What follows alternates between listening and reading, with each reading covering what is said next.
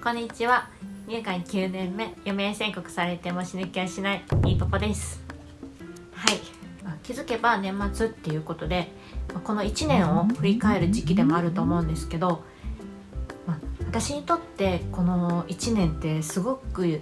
濃い1年でもあって、去年の2019年の9月末ぐらいに、もう年は越せないかもっていう風に言われて、約2ヶ月ちょっとの余命宣告を受けたんですけど、そこから無事その時2020年年は越せて、なんと今またもう一つ年を越そうとしているっていうことで、その余命宣告後年を越してから、そのあたりから、今回また再び年を越すことにあたってのこの1年間の変化とかを振り返りながらちょっとまとめてみたいなと思います。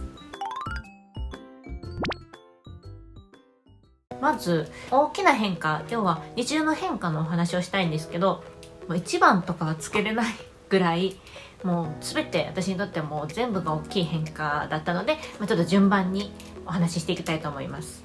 まず私は余命宣告された前後からもう歩くことも座ることも寝ることも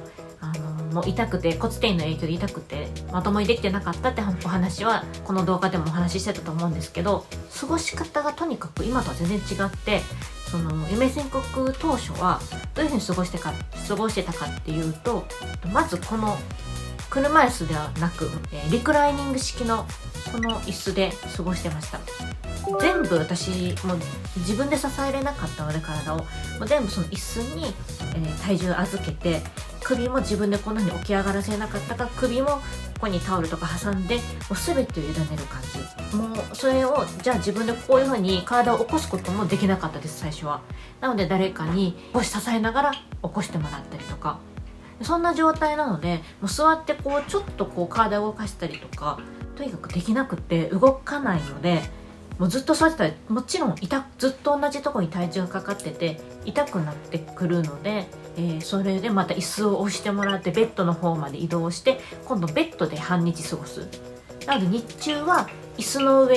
の上と、あとベッドのリクライニング式ベッドの上でちょっと過ごすっていうのを繰り返してました。立つことはできないから、要は家の椅子かベッドで過ごす。でそれがどういう風に変化していったかっていうと、まずベッドに行くことがなくなりました。もう椅子のこの椅子、リクライニング式の椅子で過ごせるようにまずなりました、日中一日で。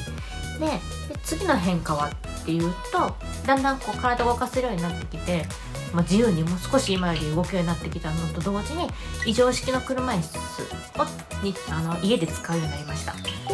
なのでそれまではリクライニング式の椅子を押してもらって、誰かにトイレも連れて行ってもらってたし、もちろん水なんて自分で汲みに行けないから誰かに水も汲んでもらう。要は24時間誰かが横にいないと私は一人で生活できない状態。自分のものを取ることもできなかったし、誰かにあれ取ってこれして、言ったら服も自分で着替えれない、一人ではし、もう全て誰かの介助が必要でした。もちろん水を飲むことぐらいはできるけど、手元には持ってきてもらう必要がある。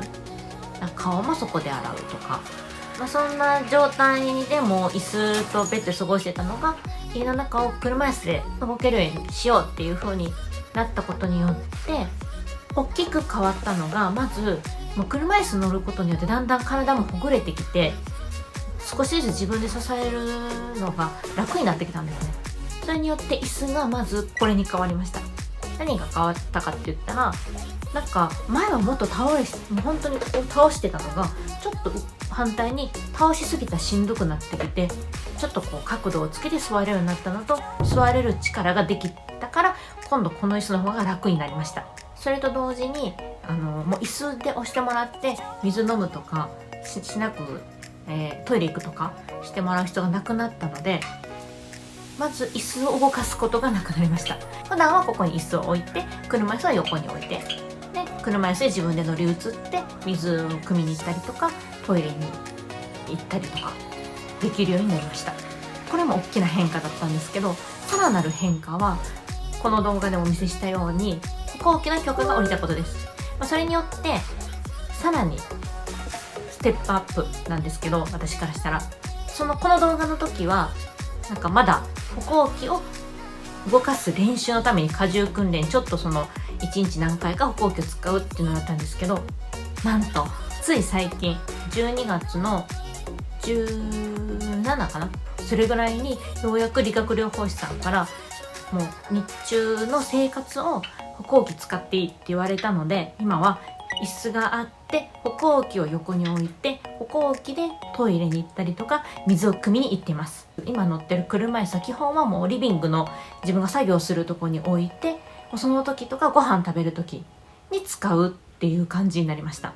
なのでなんか立って過ごす時間がちょっと増えた感じ。2019年のその9月末、まあ言っても去年の今頃は、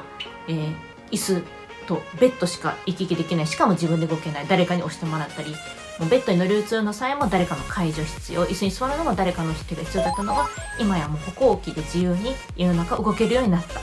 これがまず大きな変化です。次、この変化によってまた起こったことなんですけど、体を洗うってこと、1日1回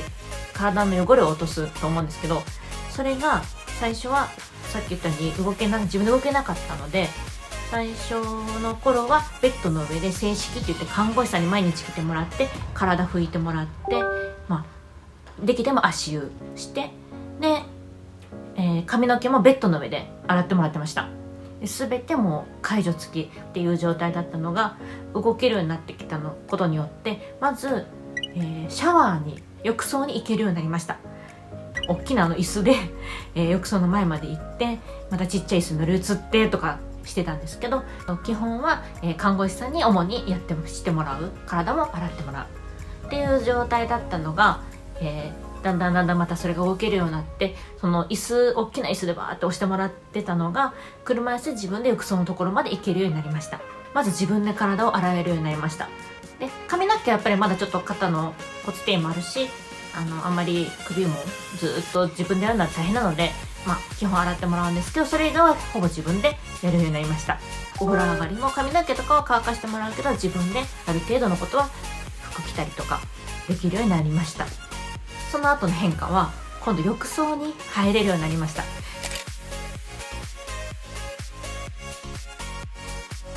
これすっごい嬉しかったんですけど、これはもちろん体が動けるようになったのと同時に、腫瘍が、私は握り拳大ぐらいなのが右胸から飛び出してて、出血もあったから、衛生面もあって、湯船にも多分2年ぐらいもうずっと疲れてなかったんです。2年とかもっとかな。もう3年、30歳ぐらいから飛び出してるから、それぐらいから湯船にこの塩をつけれては疲れてなくって、なのでもうほぼ5年ぶりに浴槽に疲れて肩まで、もう本当に嬉しかったです。それは余命宣告前後の時はもうそれが羨ましくて仕方がなかったので、それができたっていうことがまず大きな変化。これがまずベッドって正式してもらって、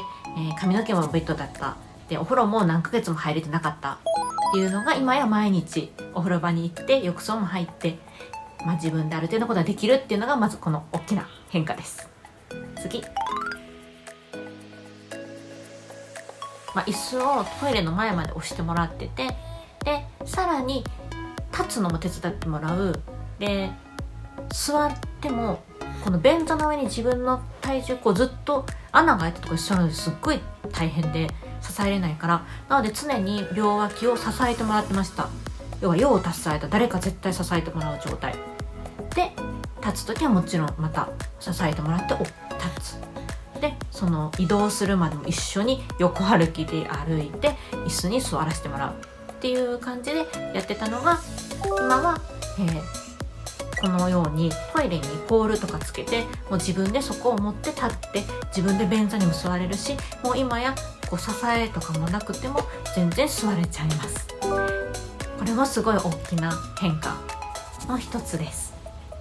なのでトイレを完全介助付きだったのが、今はもう一人の自分の空間で用を足すことができる大きな変化です。次、余命宣告前後はもう私はさっき言ったように椅子の上で自分で首も起こせなかったから、もちろん自分で座り続けることもできなくって、リビングに着くことができなくなってました。なのでこうやって椅子の上で持たれてここに持ってきて自分でこう食べる、こういう風に顔持っていけないのでめちゃくちゃ食べにくくて口から落ちたりもするんですけども、そうしか食べれなかったので、首もその時回らなかったから、で家族と一緒には食べれない、一緒に食べてても一緒の空間にいても一人で食べてる感じで、それがだんだんこうまず食卓に肘をつきながら体を支えながら15分ぐらい座れるようになって、でそれがだんだんまた筋肉とかも骨も戻ってきて、リビングの食卓につけるようになりました。なので今は家族と一緒にご飯も食べれてるし、楽に自分でこうやって顔も動かせるようになりました。ご飯を顔を動かせず椅子の上で食べるしかなかった状態から、今はリビング家族と一緒に普通にご飯を食べれてる。これも大きな変化です。じゃあ次、先ほど話したように腫瘍が、もう今はこんだけ飛び出してたのがなくなったので、今見てもらうと分かるように好きに服着れてます。でも以前はもうこんなでかい腫瘍があったから、もう服を着れないし、もう血も出るから、服着てたらもう血が出た時対処もできないし、もうこの薄いもう布乗っかるだけでもすごい重み感じて、もう腫瘍だけでも重いから、もうとにかく服は着れなかったです。なのでもう真冬であってもなんかキャミソールこっち片方出して、もう本当になんかほぼ上半身裸に近いような格好じゃないと過ごせなくなってました。その寝る時ももちろん痛い、もうこの布一枚で痛いんですね、重なったりしたら。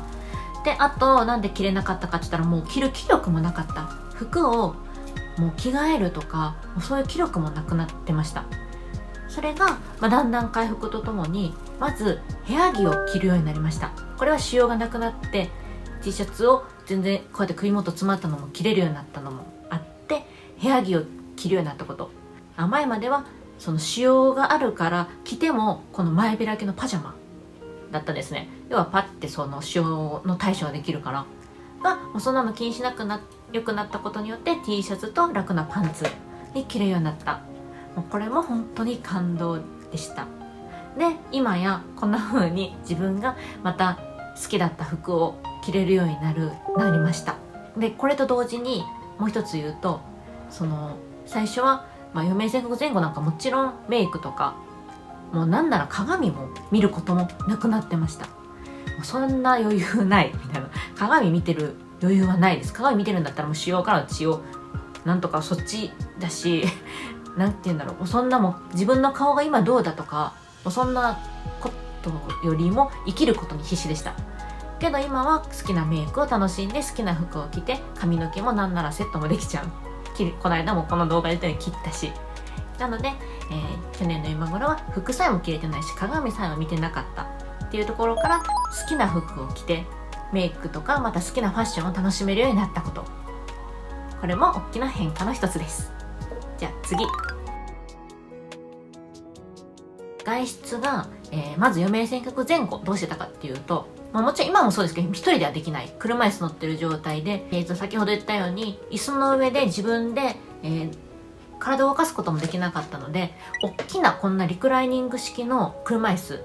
があって、もうこれしか乗れない、すごいクッション性のあるやつようやく乗れる。でもそれも5分行って10分でもう限界、しんどくて、だから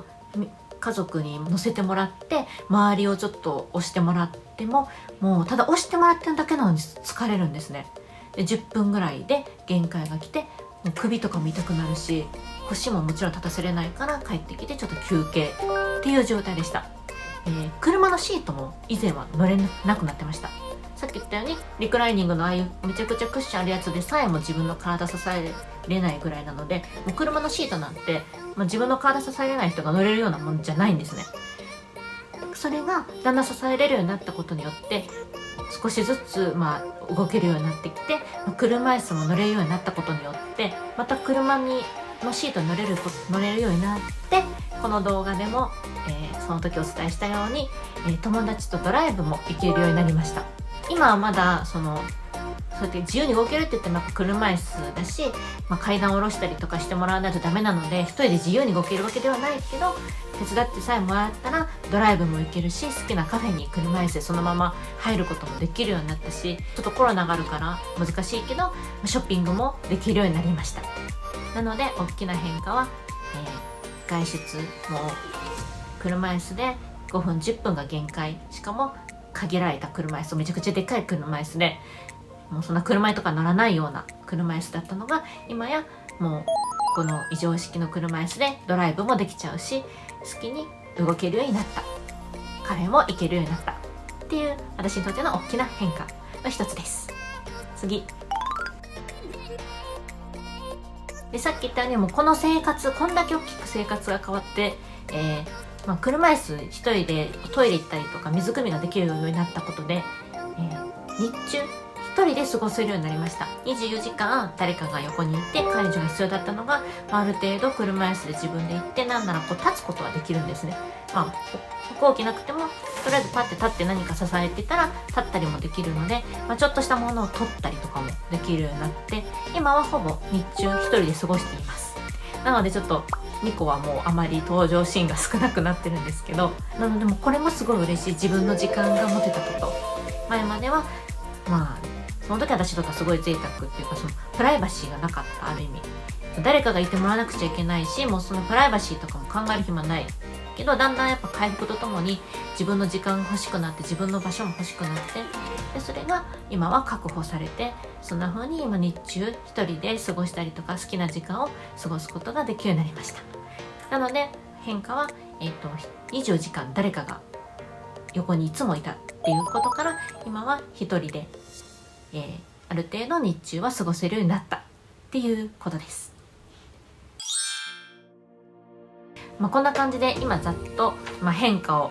お話しさせてもらったんですけど、細かいの言ったら本当にキリがないぐらいあって、ちょっと言ったらちょっと最近冬眠、